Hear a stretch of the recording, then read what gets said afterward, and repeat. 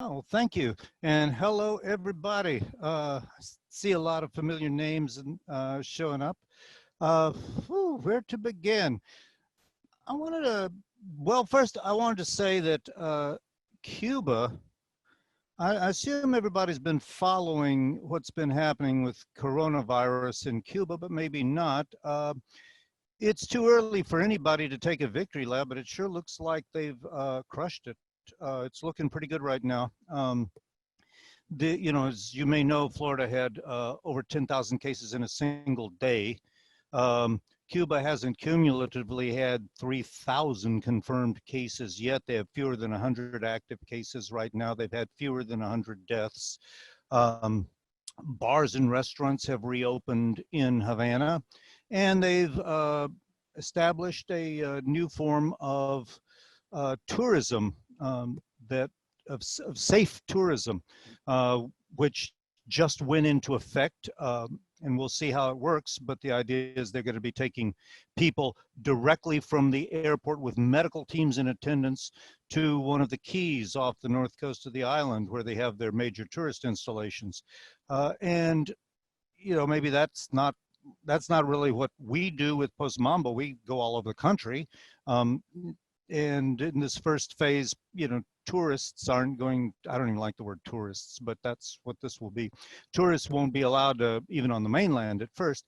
But, if it's cold and you're in Canada, you might want a safe place to go medically that is also warm. So this might actually work really well. I'm really curious to see how this is going to work out, but I'm really heartened by what Cuba has achieved in combating the virus. And I hope they can keep it going. I was talking to a colleague in Sagua La Grande where we've done a lot of work, and they haven't had a single confirmed case there, apparently. Um, so I'm hopeful. I'm hopeful about the future once we get through whatever it is we've got to get through first. The work that I've been doing for the last 5 years with post-Mambo studies, it started with the surprise opening by President Obama. And very quickly, I had led tours to Cuba before, but I had stopped after the harassment of the George W. Bush years. And I had people come up to me and say, hey, let's go to Cuba. Let's get a group together. I want to go with you. And I very quickly realized that this was something that I had to do. And it turned into a real thing. We had, I think, how many did we have? 12 seminars over the 5 years. And we were planning a denser schedule of them. We've been all over the island in granular detail, going to the places that I'd always wanted to go to, visiting both practitioners of traditional music and especially Afro-Cuban religious music, and also pretty much all the major pop artists at one time or another performed for us. I figure I've between the trips, Cari Diaz and I have produced about 200 plus live events in Cuba in the last 5 years. And it was really something that was going somewhere, and I hope we can get back to it soon. And I hope when we do that y'all will come with us. In January, John Bolton, as I previously mentioned, had announced these measures that took several of our trips out. We had planned a festival of Cuban women's music, and we had planned El Rumbazo #3, a mega rumba throwdown with groups from all over the country. But those were looking dicey according to the rule changes, but there's one rule that they had never changed and won't, which is religious travel. Religious travel will always be acceptable to the US government. And in fact, we had one planned, Tierra Sagrada. We went, as our introduction said, we went to 14 Bembes in 8 days all over Western Cuba. And with all these trips, I've had people say that these were life-transforming experiences, and never more so than January. I'm so happy that in January we managed to pull this off and go visit go to tambores for the orishas and Congo ceremonies and other stuff as well in Havana, Matanzas, Sawa, and smaller towns. So now let's zoom out back into history, which is what I do, and talk about, since we have Ben Jaffe here with us. Hi, Ben. How you doing? Up, he's muted. We're gonna get into some conversation later. About the same time I got started with Post Mambo, Ben Jaffe and Craig Lucas and the Pres Hall people reached out to me, and they were doing a mighty project, which turned out to be a really great thing. It's been so exciting to see what's been happening, and in particular to see New Orleans emerge through the work of a number of entities working in parallel. Pres Hall, also Cubanola Collective with Ariana Hall, who I was planning to do a post-Mambo visit to New Orleans with, just with Pres Hall, just as COVID came crushing down. We started we started talking about Cuban music versus New Orleans music versus American music. And this is actually one of the main themes of my book, Cuban, It's Music. What is the difference? Why and how are North American and Cuban music so different? And there are all kinds of historical reasons. If you've read the book, you more or less know what I have to say. But just real quickly, I want to share a map with you. I love this map. I always try to work it in. Let's see, here it is. Can you share? Can you see this map, everybody? Please nod your head if you can see the map. Yes, thank you. This is a map from 1727. As you can see, it's English. It's a map of the West Indies, but look what it is. It's a map of what basically was the New World in 1727 in many ways. And look what's at the center of it. Havana, right? And look what's not on this map. New Orleans. New Orleans had been founded 9 years previously. Natchitoches, where I lived till I was 9 in the 1950s, founded in 1714, 4 years before, is on this map. New Orleans isn't here. New Orleans wasn't nothing yet, wasn't important yet. And it was a French territory at the time. But look also at these dotted lines. These dotted lines are everything. These dotted lines show you what Cuba was all about in its formative centuries, which is to say it was the truck stop at the end of the world. It was the place where the silver and the gold that was ripped out of the bowels of Mexico and Peru came back, were stored in the Castillo de Real Fuerza, in the oldest castle in Havana, still one of my favorite places to visit there. They came from Peru, up across Panama by Portage to Cartagena, and up here to Havana, and they came from Mexico, across here, from Veracruz to Havana. They all met up and went back to Europe, specifically to Spain, where they were bringing Europe's money supply on in what was called the fleet, the flota. Every year the flota sailed. It hung out for weeks and months sometimes in Havana. Alejandro de la Fuente's book about Cuba in Havana in the 16th century has some fascinating detail about this whole process. And they took, while they were waiting to ship out, which could be weeks or months, they did what sailors do when they're hanging out. They, drink, dance, gamble, screw. Music was going on in Havana. Havana was a service economy. It had more, when the fleet was in season, sometimes triple the regular population of Havana was in town.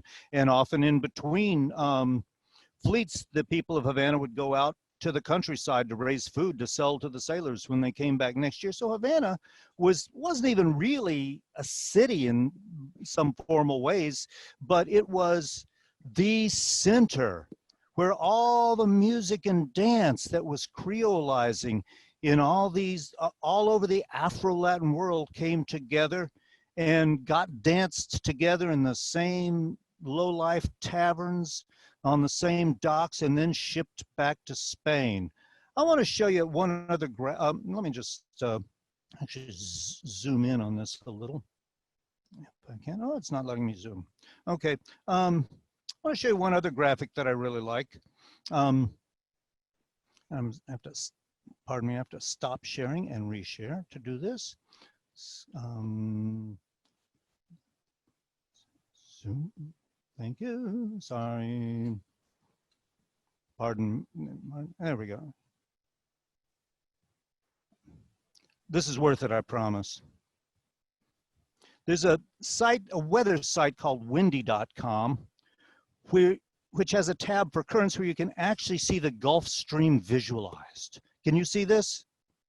I love this map. And this is in real time. This is right now. There's some kind of real serious loop current going on right now here in the Gulf, you can see. But this current has determined so much about American history. When this was the express lane in the sea back to Europe. This was, you know, you couldn't go against this current very easily. And when you, as people know who know me, one of my pet peeves is when they call New Orleans the northernmost town of the Caribbean. It's not. It's on the Gulf of Mexico. This is the Gulf of Mexico, and as you'll see, there's quite a barrier actually between New Orleans and the Caribbean. It wasn't that easy in the early days. New Orleans was really isolated at first. And this hives off from the coast right around Cape Fear, North Carolina. Cape Fear, one of the oldest place names in North America, named for obvious reasons, because this was a fearful place to navigate. Virginia, the first North American colony, is located up here out of reach of the Spanish, because the history of what becomes the United States begins here in northern Florida. Okay, and so here are the Spanish Catholics, here are the Anglo-American Protestants, and here's the Gulf Stream. This is the grid against which all this happens. Now there's another grid we got to superimpose on this, which is Catholicism versus Protestantism. New Orleans isn't the northernmost town of the Caribbean, right? But New Orleans is the northernmost town of something. We're clear on that. It's the northernmost town that shuts down for Carnival, right? It's the northernmost town where the whole street turns out to celebrate this very Catholic festival that in classic New Orleans fashions, the Protestants took over. And when New Orleans was annexed by Thomas Jefferson's men, there was not a Protestant church in New Orleans, and there was not a Catholic church in Boston. New Orleans is the northernmost part of the Catholic world in the hemisphere, as was Florida in the Spanish days, right? And this was like, think of the greatest antagonisms today in between two war religions, and you'll be about right for the level of hatred and distrust between Catholics and Protestants. The Catholics had a very different way of relating to the African religions, and a different and Spanish-derived slave system had a very different way of treating the enslaved than the Anglo-American system. Much larger than we can talk about tonight, but all of which is to say that these two musical systems are very, very different. One of the key differences, I think, is that Senegal, the presence or absence of the Senegambians. Senegal, as you may know, is in the northernmost part of the area that was slaved in Africa. Let's see if we can scoot over here. Over here, This was the easiest part to get to North America from, because Africa is humongous, and look what they had to go to come from Congo all the way up and over. So the foundational cultures, Black cultures of the three great fountainheads of African American culture were Senegambian in origin. There were Senegambians in the early days of Chesapeake, Senegambians in the early days of Carolina, and Senegambians in the early days of the Gulf Coast. And they have a very different music than farther down in Africa. And there are all kinds of key things we can point to. I mean, most obviously, swing, that feeling. If you listen to Senegalese choral music, that feeling does not really exist in Congo, does not exist in Cuba. And Cuban music doesn't swing. Cuban music is straight eighth notes, polyrhythms stacked together by means of a rhythmic key called clave. This is a very different rhythmic system than the one built on swing time, bent notes, blue notes, a simpler kind of texture, a very different way of making words fit to music, and different instrumentation. Of course, obviously the banjo, Senegambian derived, which we see in Virginia, which we see in Jamaica, does not turn up in Cuba. So these are two very different musical cultures from the get-go. Now, New Orleans was in a lot of contact with Havana once the Spanish took it over in the 1760s. And for 200 years or so, New Orleans's most important trading partner was always Havana. The embargo of Havana was an embargo of New Orleans. The significant thing for me, I mean, the thing that kind of blows my mind about Pres Hall going back to Havana is that Pres Hall was founded in what year, Ben? Well, they had music that was starting in the 50s, and then it was established as Preservation Hall in 61. And 61 is, of course, the year of the Bay of Pigs, the end of relationships between the U.S. and Cuba, and the beginning of the embargo. It was the beginning of the cutoff of Cuban music, which had always been coming into New Orleans and always been renovating music in New Orleans. That stopped in 1961.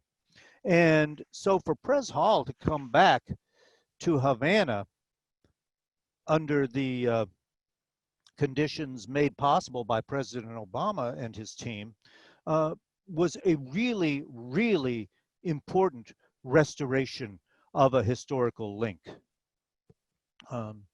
I think that's my first phrase for right now. Let me see. You got to. What do you think, Ben? I mean, when you went to Cuba, what were you thinking in these terms? Were you thinking in terms of like, what were you thinking? What did you think you would find? Oh, I had no idea. When I first went to Cuba, I thought I had some idea because I was a salsa head in New York. I had no idea. right. You know, my my whole idea of Cuba was really informed by the music of Jelly Roll Morton and this phrase that he was credited with, saying that one of the elements of New Orleans music is the Spanish tinge in New Orleans music. And that was something that always stuck in my mind, and researching and just people talking to me about the origins of New Orleans music, and beginning to understand the history of New Orleans music and Godshock and the relationship of New Orleans and Cuba, and the Creole music of New Orleans. It was all very confusing to me because I heard, I grew up with musicians who played with my father who spoke Creole, but also were playing, El Manicero, the peanut vendor, but would be speaking kind of patois, almost like a French accent. So it was all very confusing to me. And of course, I had, I had friends that had made their way to Cuba, and like yourself, when I was in college, was really the first time that I began to hear salsa music, and that just began opening up all of these doors and ideas. I just couldn't wait to get there. What was really important to me, though, was the members of our band, the members of the collective, having an opportunity to learn something significant about themselves and about New Orleans music that is very different from New Orleans music, but New Orleans music wouldn't really exist without it. And I think you said it perfectly about the beat, the swing of the New Orleans beat, the kind of reverse emphasis of the beat in New Orleans, the syncopated rhythm here, and the very metronomic eighth note, very exact eighth note beat of Cuban music. But yet Cuba has informed so much of New Orleans music, and I wanted to know whether or not New Orleans music had informed Cuba, if it was a two-way street. So it was really just, an experiment for me.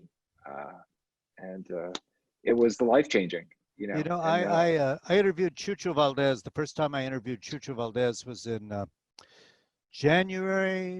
early February 1990, my first trip to Cuba. My first week there, I was making a documentary for Afropop Worldwide.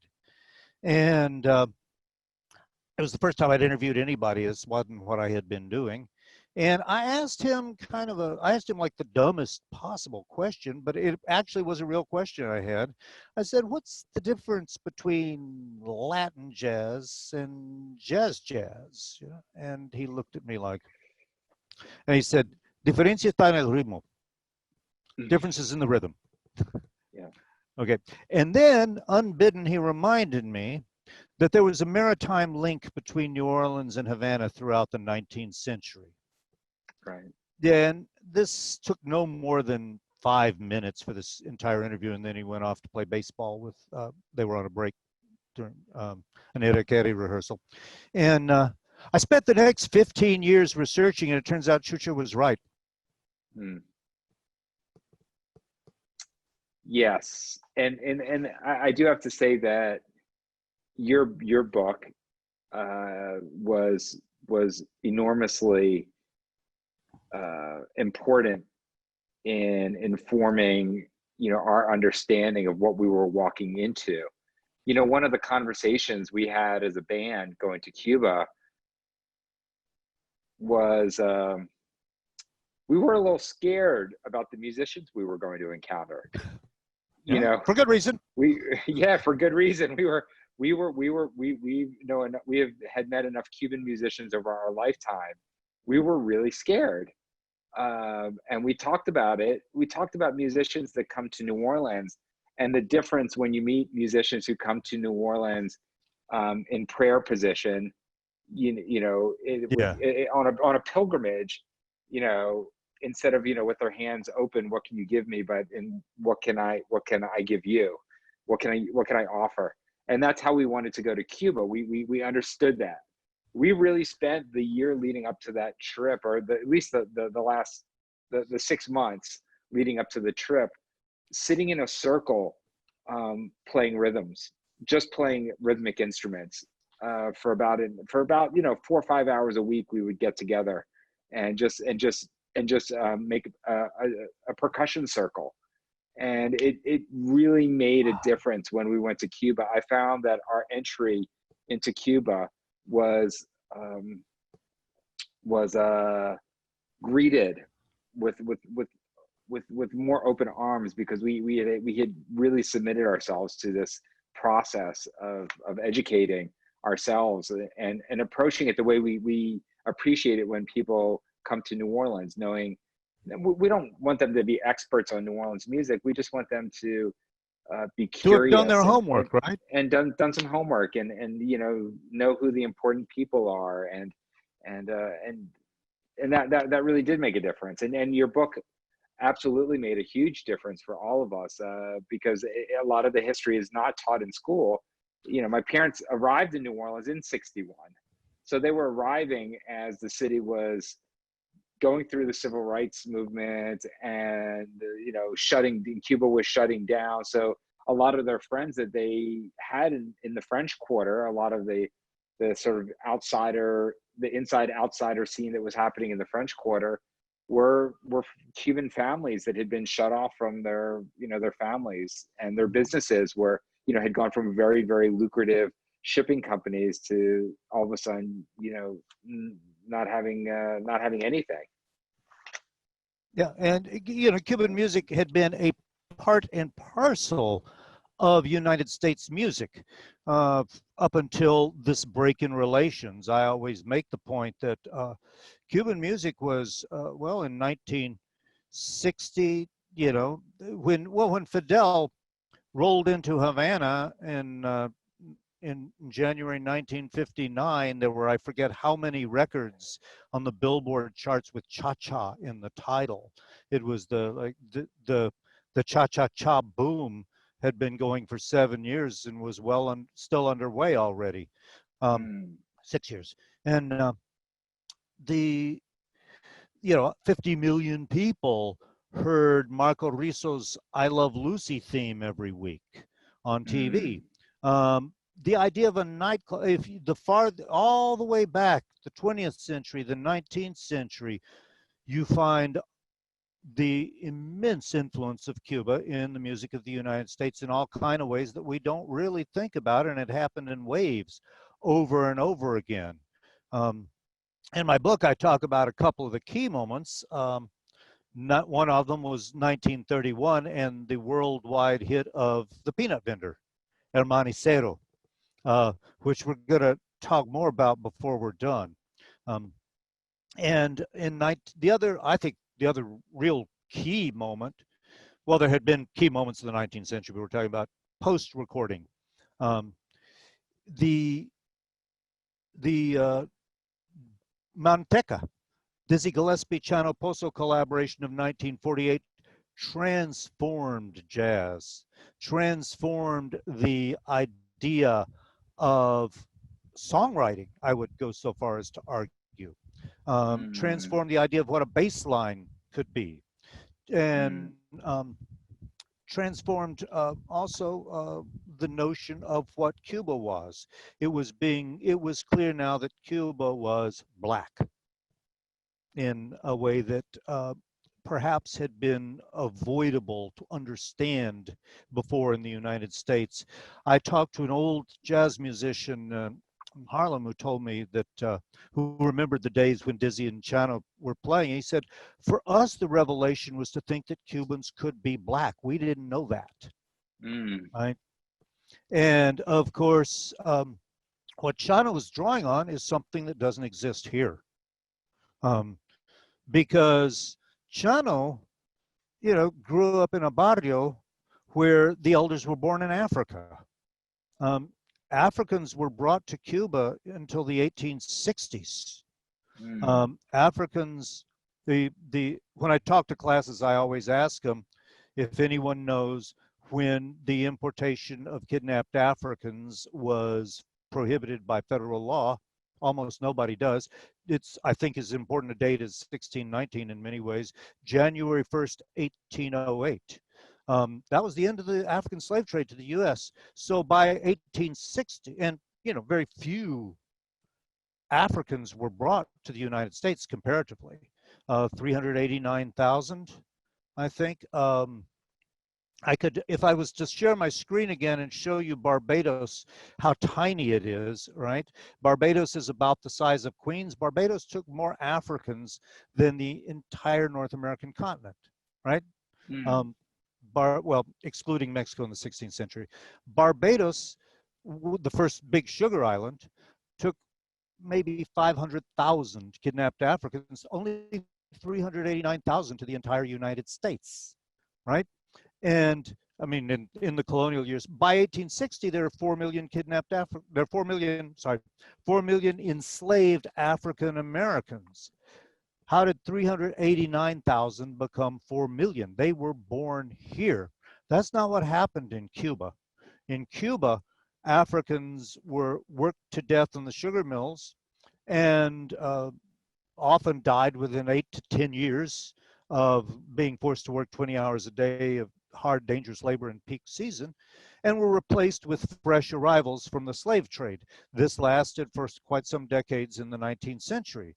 And so in the 1860s, there were still Africans being brought to Cuba, right? Almost 55 years after it had stopped after Africans had stopped coming to the United States. So this had enormous impacts on how Cuban culture developed, also the sheer number. We don't really know how many Africans were brought to Cuba, but at least double as many as were brought to the United States, and from different parts of Africa. The Yoruba in Cuba, who have a strong sense of clave in their music, almost no Yoruba were brought to North America. So we're looking at this very, very different Black world that occasionally flashes into the consciousness in North America and changes the music over and over again, and changed the music in Africa, I might add. Something that I really should have put in Cuban music, but it was long enough. During the Depression, when the Victor and gramophone companies reissued what they call the GV series in Africa, they released all of these Cuban records for a number of years in various countries in Africa simultaneously, from Senegal down to Congo. The first one they put out was the Peanut Vendor, right? And they put out Arsenio Rodriguez. They put out some stuff that wasn't Cuban, but mostly Cubans, with the result that every Afro-pop singer who became an international superstar had grown up playing Cuban music in African bands.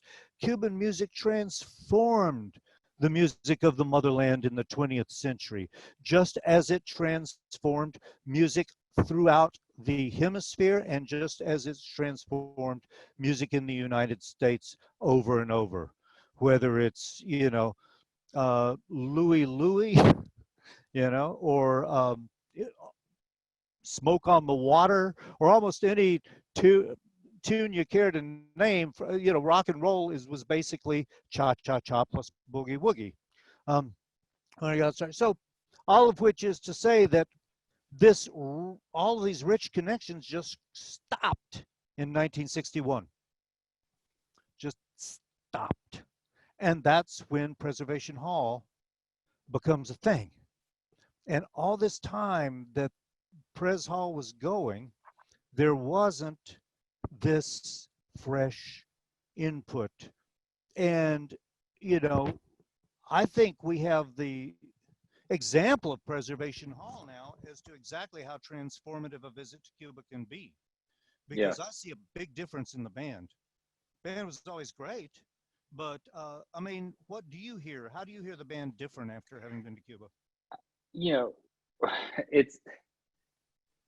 We definitely, even by New Orleans standards, we became more rhythmic as a band. Mm-hmm. We embraced rhythm more. We felt a certain affirmation of what we already sort of felt, and there's very few places that we can go and start playing without an explanation of who we are or what we do.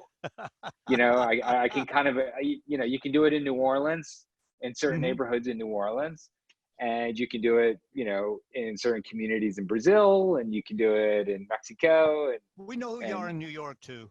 Yeah. You go to Cuba, and immediately it's, oh, I get this. It comes, we don't even have to have a conversation about this. We all agree on sort of something, and we don't even know what that something is really. It was comforting to us because we don't look to the north for our inspiration or our family tree. We look south and further east for our family tree, for our musical family tree.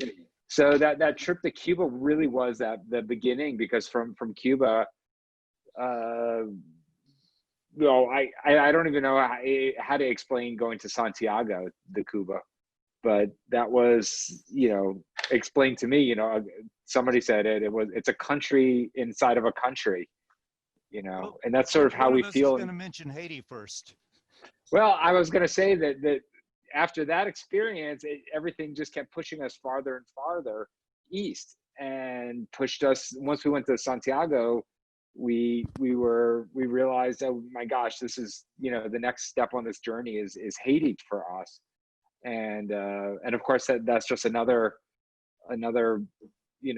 step, another stop on the journey back to the source. I want everyone to know I brag about this all the time. I am so proud. I actually got to hang with Preservation Hall in Port-au-Prince for Fête Wow. Gede. This was just before we produced the Rumbasso. So I'm like trying to produce a Rumba festival in Cuba by phone while I'm swatting mosquitoes on the terrace of the Hotel Olafson. And I heard the combination. I think I even have a crummy video of it on my little camera. A combination second line in Rara that went on for 20 plus minutes. And I always wondered what that would sound like. And now we know. It was remarkable. And of course, Haiti is such a revelation. And God, I hope that Haiti manages to assert its sovereignty and allow and create a situation where we can once again return as respectful visitors to participate in culture and music, which everyone is only too happy to share there. Thing about Santiago, Eastern Cuba, I mean, in Western Cuba, the big influence was from Africa. That's where all the African ships came, was to Western Cuba. Very few came to Eastern Cuba. Eastern Cuba, which really turned to sugar after the wars of independence, sugar plantations were much fewer and smaller in Eastern Cuba, and the cane cutters were mostly Haitians, also Jamaicans and some others. So Haitians are the shadow of Haiti is enormous in Santiago de Cuba, and it goes back to the time of the Haitian Revolution. And it also imbues Santiago de Cuba with a revolutionary heritage, which I think should never be forgotten, that there is within Fidel's revolution was the war for independence, and within the war for independence was the Haitian Revolution. So and as we've done our post-Mambo trips, we've stopped at sugar mills in the center of the island and had the cultural group of the sugar mill play for us. And in one case, a place called Primero de Enero, it was a Haitian cultural group, beautifully sewn, doing voodoo music in the center of Cuba. They said, oh, our parents came as cane cutters in the 1950s. The Haitians who wanted to remain in Cuba were given citizenship in Cuba, unlike in the Dominican Republic. And so, Sage, let's do this. I see Sage giving me the high sign. It's time to go for the tuba to tuba. Is it tuba for Cuba, right? Tuba to Cuba. But Tuba we want two or to tuba four. It's a perfect moment to show this because it's show this mofo. We can see everything we've been talking about through beautiful photography and editing and filmmaking magic. So I'm going to turn over to Alyssa, who's going to show. It's only 2 to 3 minute trailer to get a sense. Everyone else gets since we're talking about. Okay, Alyssa.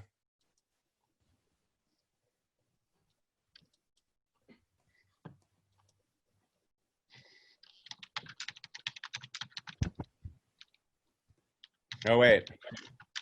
Hold on. Stop.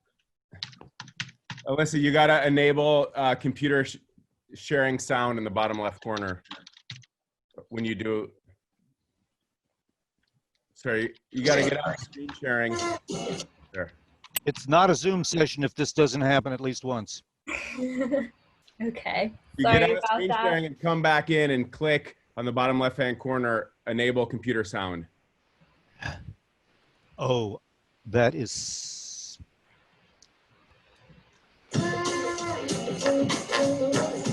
There we go. New Orleans, this is the place where jazz was born. Understanding our history is understanding the elements that formed who we are. And part of that is understanding Cuba. I got my start playing jazz in New Orleans brass bands. My father played tuba. It was his idea in 1961 to open up a club in New Orleans. He called it Preservation Hall. Oh man, it's gonna be exciting to jam with some Cuban musicians. I can't think of a better dignitary than Preservation Hall. The outreach elements of this trip, where our band is interacting with Cuban musicians, is essential. Through music, you'll be able to start a conversation.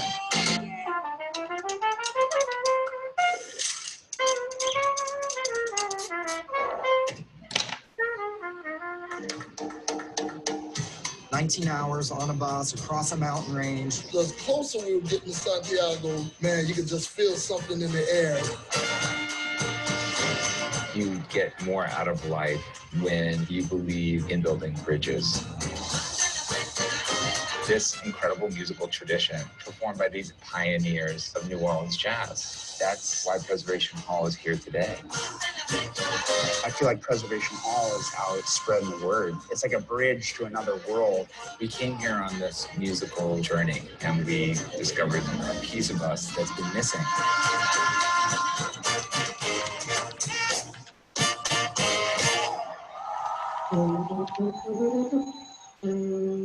When the tuba came out, everybody lit up.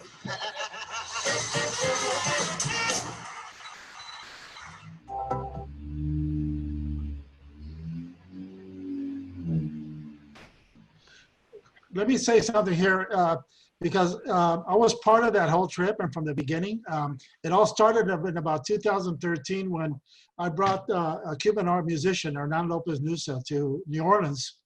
And he became fast friends with Ben and the Preservation Hall. And I remember in 2013, I got a text from Ben saying, I want to go to Cuba. And I wrote back to him and said, Ben, wait a little while. It can't really just happen yet. But soon thereafter, I said, come on down. And it was just incredible. Everybody was so wide-eyed on both sides, both Cubans and all the musicians from Preservation Hall. It was truly a joining of cultures in that visit. And you guys made such a impact on Cuban musicians. We hear all the time about you guys and asking about you guys and when you're coming back and all of that. So I think you made a major impact on them, but just as much as they made an impact on you, Ben. I just wanted to throw that in. It was hearing you talk about it, Adolfo, gave me chills. Thinking about the night I met Hernan at Preservation Hall, and it was his first time in New Orleans, his first time in Preservation Hall. It's not often in life you meet somebody and immediately feel a deeper connection. I know we can all of us here have had it happen in our lives, and we can say it's not often, but those are precious, precious moments when it does happen. And it was transformative. It was a transformative evening for him. You know, I didn't even realize what it must have felt like for Hernan that night until I went to Santiago and saw what, you know, looked like doorways that looked like Preservation Hall, and saw ironwork and saw, you know, masonry work that looked like, you know, it had been done by the same hands. You can only, you know, in your mind think, oh my gosh, you know, well, the food tastes the same, people act the same and celebrate the same. So obviously we're the same. I mean, somehow that this is all, it's not just by coincidence. There's something, there's some sort of deep familial connection here that we felt, you know, whether it is, you know, a DNA connection or through the trade that took place between the cities. But it was real, and it's something that we still talk about to this day. And, you know, knowing that it happened, that first trip we made there happened in that small window, that moment of optimism that we all were experiencing was incredible. You know, that was something that we really take a lot of honor in being a part of that window, that moment. And, you know, we know what followed. You know, we went back again after the sanctions had been put back in place, and, you know, the rope had been tightened more, and we could see the impact, you know, on, you know, people that we had interacted with just, you know, 2 years earlier.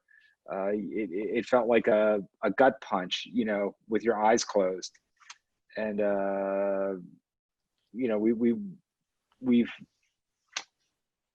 know that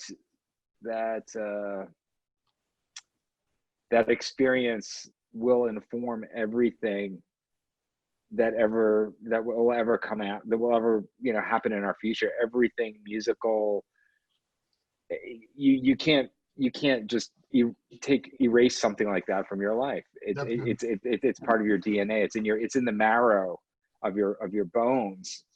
And what struck me was how seamless it all was. I mean, you know, when you're putting artists together and trying to get, you know, Preservation Hall to play with another artist, et cetera, Yeah. It's not that easy, but it was very, very seamless.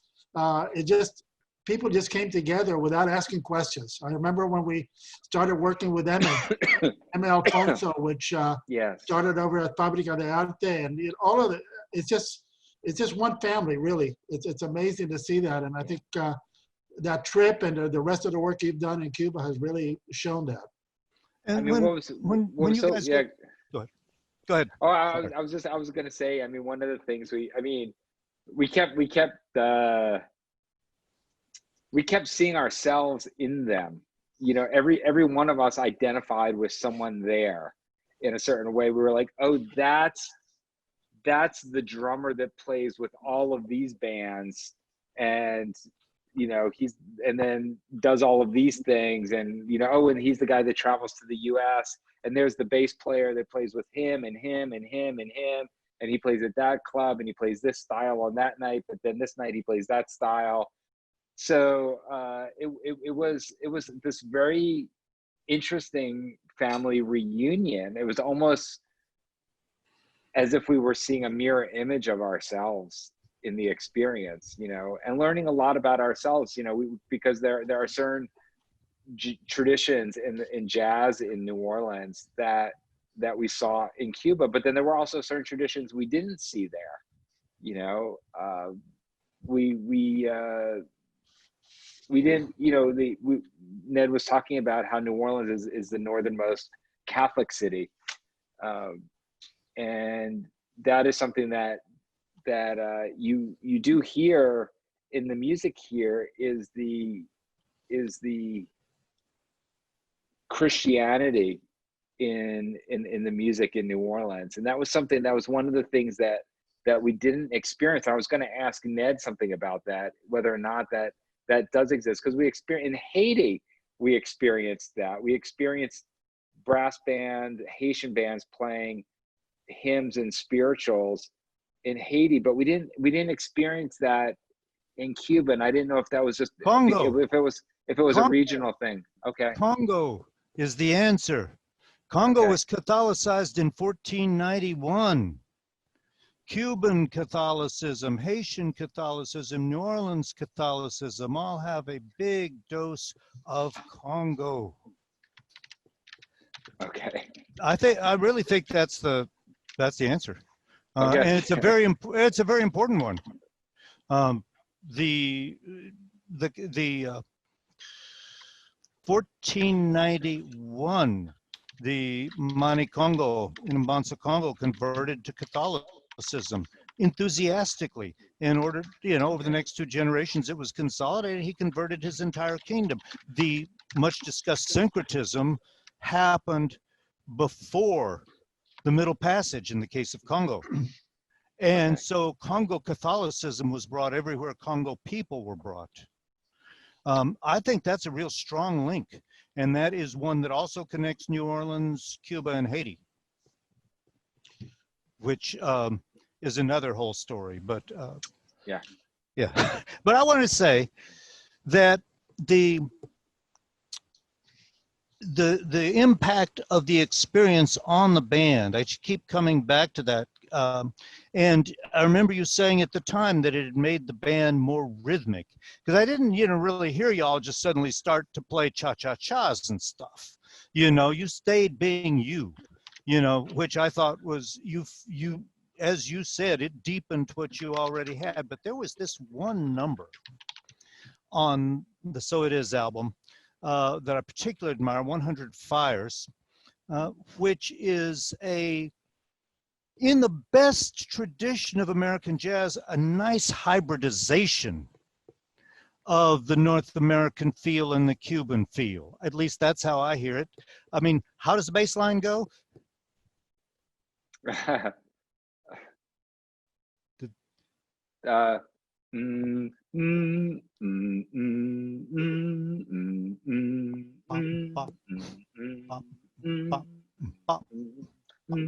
We can't do this because of the latency, but right.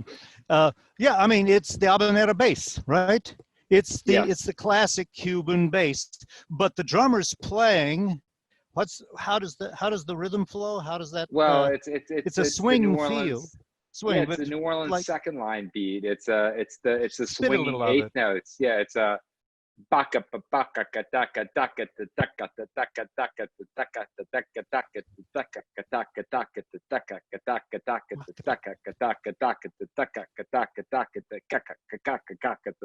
So you're putting the swing thing on top of the habanera bass in a very natural way, and that to me just makes the tune glorious.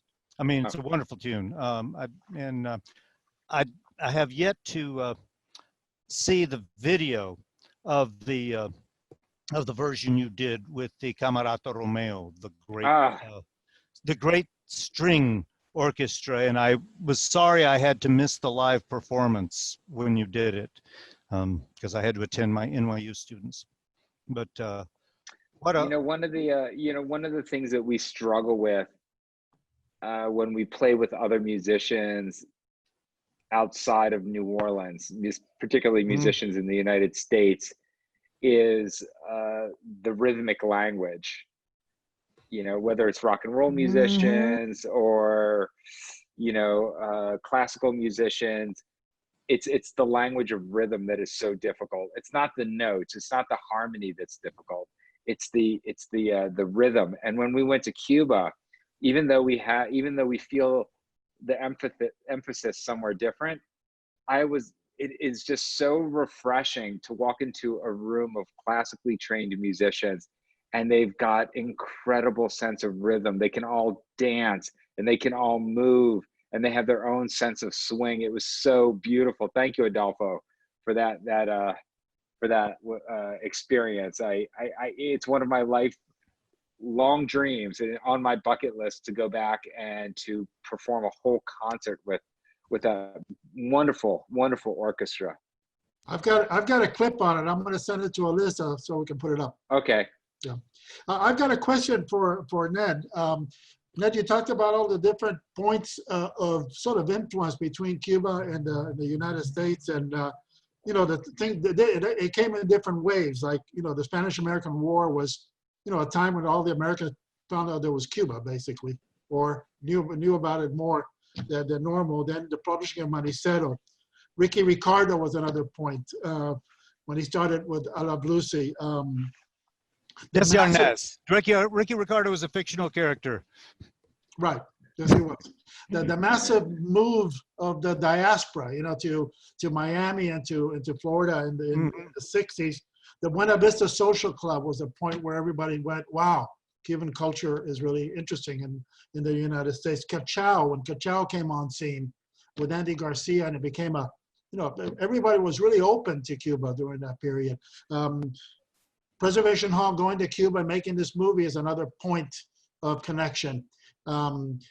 It'd be interesting to see what the next one is going to be. Ned, do you have any ideas? The next what? The next big point of connection between Cuba and the United States through music. Ooh, well, that depends on what happens with the current catastrophe, and how it resolves. But I want to say that at least in the history that led up to this sudden freeze that we've all experienced, what was happening was that New Orleans, one of the big things that was happening was that New Orleans had become a major showplace for Cuban music in the US. And when Ben said that, they didn't have to explain themselves in Cuba, they didn't have to explain themselves because people in Cuba know how important New Orleans is.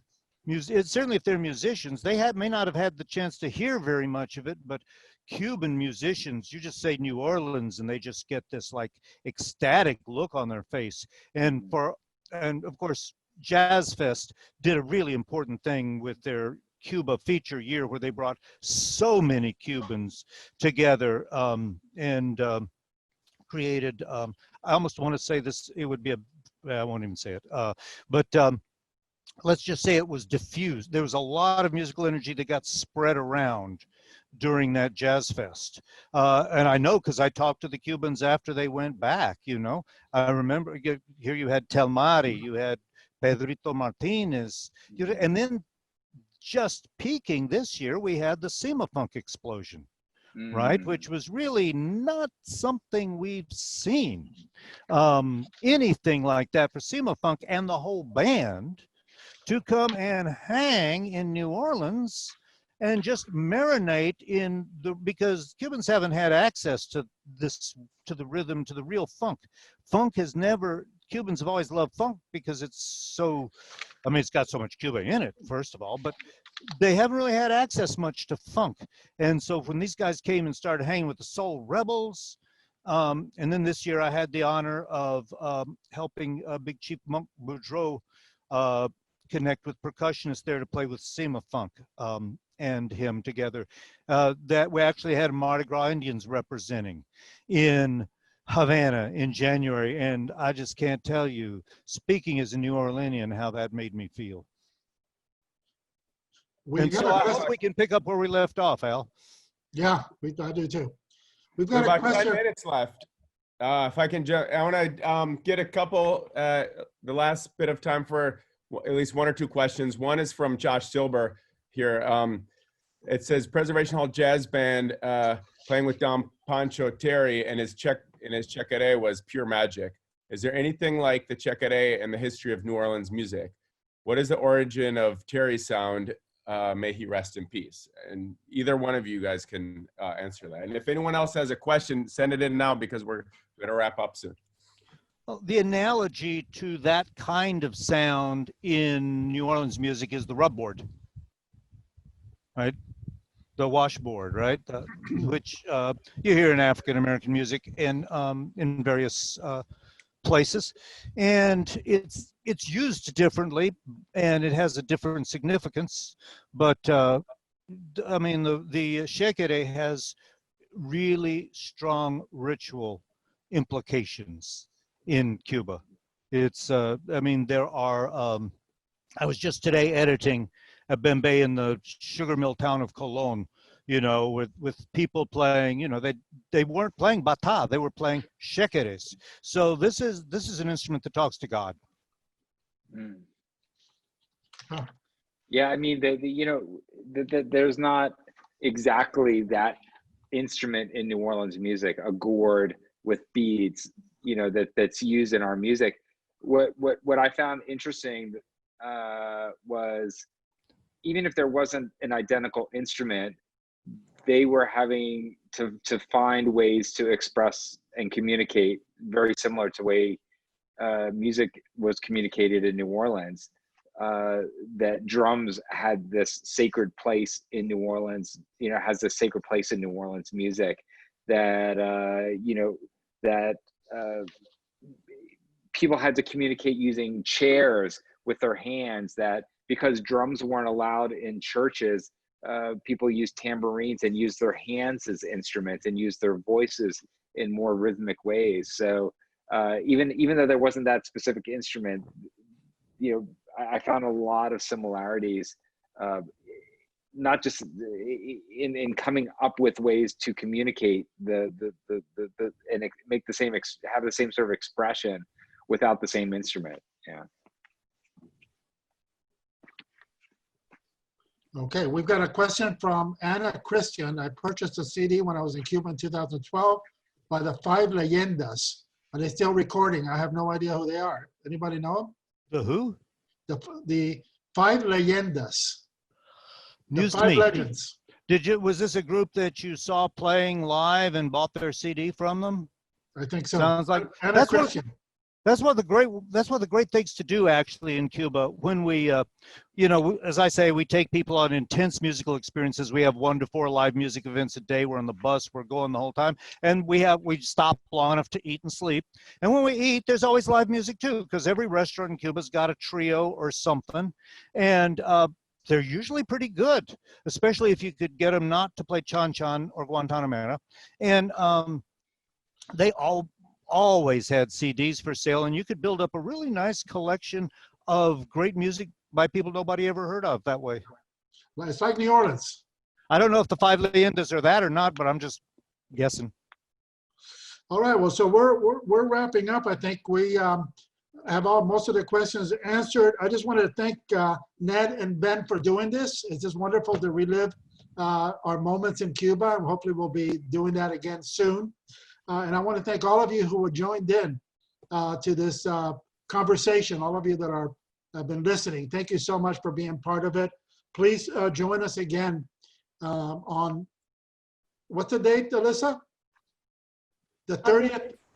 The I think it's the 20th. 30th of our next conversation is with Ruth Behar, who is an incredible scholar of Jewish culture in Cuba, in the United States. She's got a lot to say about Cuban culture as well. Thank you so much for being part of this. Have a great weekend, and we'll be talking soon. Thank you, Al. Great talking to you, Ben. Thank you, Jaffe. Thank you, Project Por Amor. All right. See you soon. Thank you.